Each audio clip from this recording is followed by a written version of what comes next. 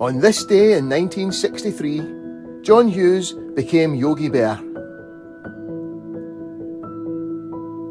Match preparation for European games in the early 1960s was a much more leisurely affair than it is today.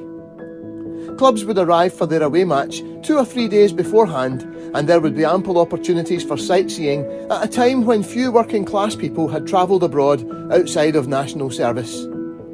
Clubs often arranged activities for their opponents, and there would be after-match banquets attended by both teams, which were usually very cordial occasions.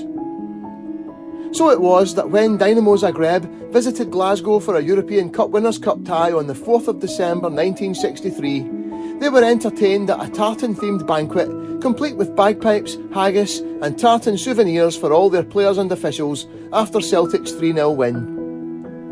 Gerald McNee writes in the Story of Celtic that the Zagreb party were so overwhelmed by the warmth of their reception, they promised Celtic they would have a memorable experience when they came to Yugoslavia for the return a week later. An official reception for Celtic was held at Zagreb City Hall the day before the match on the 10th of December, while John Hughes was living down the ribbing from his teammates over an incident the previous day, which could have very easily ended in disaster. The Celtic party were taken on a cable car ride into the hills outside Zagreb to a restaurant 3,000 feet up, where they were served a lavish lunch.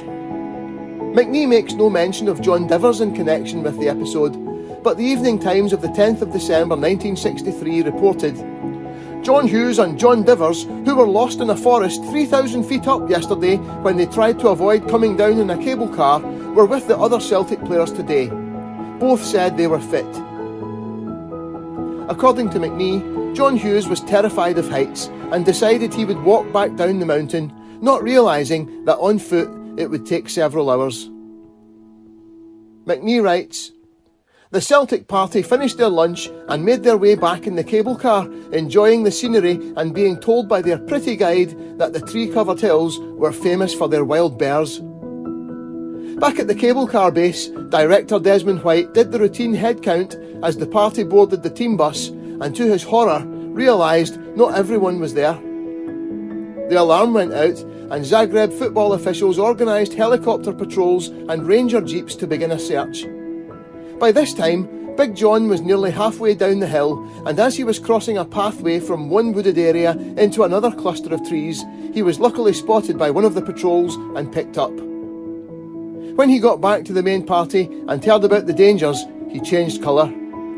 As everyone howled with laughter, one of the players christened him Yogi Bear after the cartoon character, and it was a name that stuck to him for the rest of his career and was to ring out over many a stadium in the years ahead. Yogi played the following evening in a match that finished in a 2-1 win for Zagreb after Bobby Murdoch had given Celtic a 1-0 lead that effectively killed the tie, sending Celtic through to the quarter-finals.